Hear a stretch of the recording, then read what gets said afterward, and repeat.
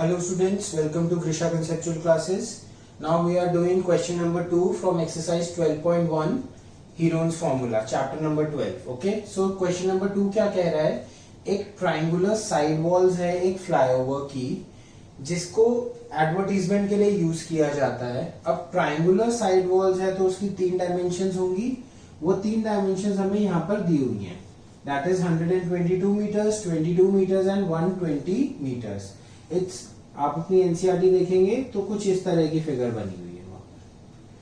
ठीक है, तो ये वाली फिगर 120, 22 एंड 122 इस तरह से दिया हुआ है. ठीक है, सो इस वॉल के ऊपर हम एक एडवर्टीजमेंट लगाते हैं और उस एडवर्टीजमेंट की कॉस्ट क्या है? ₹5,000 पर मीटर स्क्वायर पर ईयर. मतलब एक साल में कितने महीने होते हैं? 12 महीने होते हैं. तो 12 महीनों के लिए 5,000 रुपए पर मीटर स्क्वायर, 1 मीटर स्क्वायर का प्राइस है. ठीक है, एक कंपनी ने इस वॉल को 3 महीने के लिए हायर किया. हमें कॉस्ट निकालनी है या रेंट निकालना है, इस कंपनी ने कितना दिया. तो बेसिकली हम क्या करेंगे, हम इस ट्राइंगुलर पोर्शन का एरिया निकालेंगे. ठीक है, 1 मीटर स्क्वायर की कॉस्ट अगर 5,000 रुपीज है तो जो हमारा टोटल एरिया आएगा उसकी कॉस्ट निकाल लेंगे. That cost is for 1 year. 1 year मतलब 12 मंथ्स. हमें कितने मंथ्स की निकालनी है? 3 मंथ्स की. तो हम यूनिटरी मेथड लगाएंगे और अकॉर्डिंगली सॉल्व कर देंगे. ठीक है, करके देखते हैं इस क्वेश्चन को. कैलकुलेशन पार्ट थोड़ा सा मुश्किल हो सकता है इसका, but the question is easy. So सबसे पहले हम क्या करेंगे, sides of triangular walls.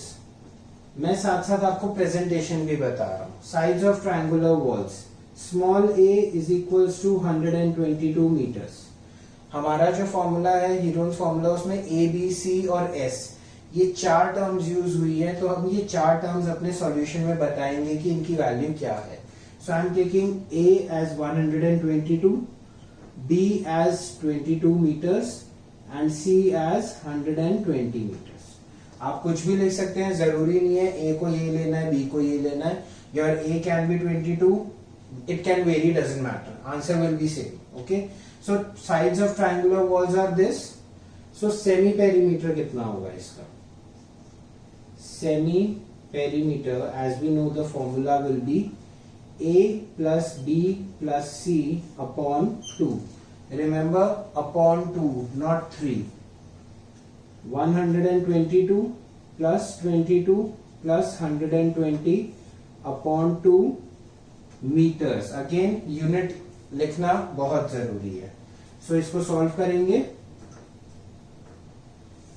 This will come out to be कितना आएगा? 122 plus 22, 144, 264 upon 2 meters is equals to 132 meters. ठीक है, सो सेमी पेरीमीटर यहां पर हम लिख देते हैं ब्रैकेट में small s. Semi perimeter small s की वैल्यू आ गई 132. स्मॉल a की वैल्यू है, b की है और c की है. Now we have all the values, we have to just apply the formula. So हम निकालेंगे area of triangular wall. Always remember, जो कंटेंट, जो चीज हमें क्वेश्चन में दी गई है हम वही यूज करेंगे. हम यहाँ पर सिर्फ एरिया ऑफ ट्राइंगल नहीं लिख रहे हैं, एरिया ऑफ ट्राइंगुलर वॉल. आप सोचेंगे कि ये इतनी छोटी छोटी सी चीजें हमें क्यों बता रही हैं. वो इसीलिए बिकॉज ये छोटी छोटी सी चीजें ही आपकी प्रेजेंटेशन होती है. प्रेजेंटेशन बहुत जरूरी है, मैथमेटिक्स में भी जरूरी है. ऑब्वियसली आपको समझ आ जाएगा, but to get marks, to impress your teacher, to score marks in your board exams, it is very important. Okay, so area of triangular wall will be, we'll write the Heron's formula first. S into s minus a into s minus b into s minus c. This is your Heron's formula. Now we will calculate it. 132 minus 122, 132 minus 22, and 132 minus 120. ठीक है, ये आ गया हमारा Heron's formula, लगा दिया हमने. Solve करेंगे. 132 into this will be 10 into this will be 110 into this will be 12. अब इसको कैसे सॉल्व करना है, पहले हम यूनिट लगा देते हैं, हम भूल जाएंगे वरना और हमारे मार्क्स कट होंगे. सो मीटर स्क्वायर.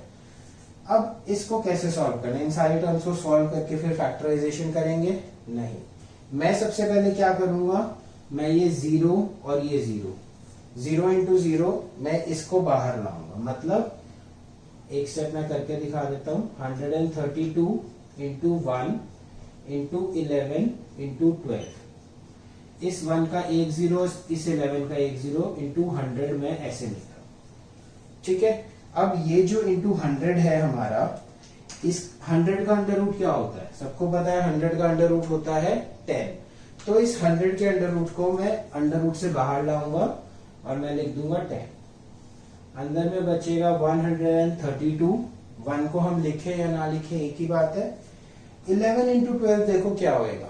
अब हमें या तो हम इसके फैक्टराइज करें और इनका सबका अंडर रूट निकाल लें, या फिर मेरे को दिख रहा है कि 12 इंटू 11 इज 132. तो यहाँ पर 132 का ही पेयर बन रहा है. अगेन जैसे कि मैं बोल रहा हूं, मीटर स्क्वायर मीटर स्क्वायर. तो यहाँ 132 का पेयर बन रहा है, तो हम बाहर ले आएंगे इसको. तो ये 10 से मल्टीप्लाई हो जाएगा, 1320 मीटर स्क्वायर. ओके, सो ये जो बोर्ड हमने बनाया है, ये जो मैंने फिगर रख कर दी, ये जो बोर्ड हमारा बनेगा,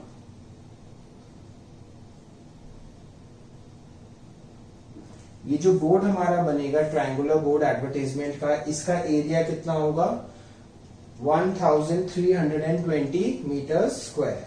ओके, अभी हमारा क्वेश्चन कंप्लीट नहीं हुआ है, अभी सिर्फ एरिया निकला है, अभी हमें कॉस्टिंग भी निकालनी है. सो कॉस्टिंग इधर करते हैं.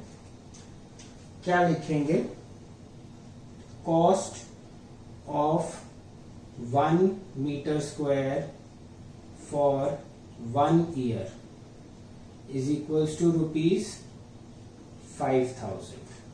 Okay, so now cost of 1320 meter square for 1 year is equals to rupees 5,000 into 1320. 1 metre square की इतनी है तो 1320 मीटर स्क्वायर की इतनी हो जाएगी.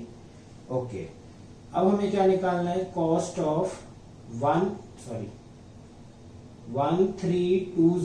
मीटर स्क्वायर फॉर 3 months, ये निकालना है हमें. तो ये क्या होगा, ये होगा 5,000 इंटू 1320 अपॉन 12 इंटू 3. अपॉन 12 क्यों किया हमने, क्योंकि एक साल के अंदर 12 महीने होते हैं. हमने वही कॉन्सेप्ट यूज करा है. कौन सा कॉन्सेप्ट, अगर मैं आपको समझाऊं, suppose cost of 5 chocolates is equals to ₹100. तो कॉस्ट ऑफ 2 चॉकलेट्स कितनी होगी, हम क्या करते हैं, 100 डिवाइडेड बाय 5 इंटू 2, यही करते हैं.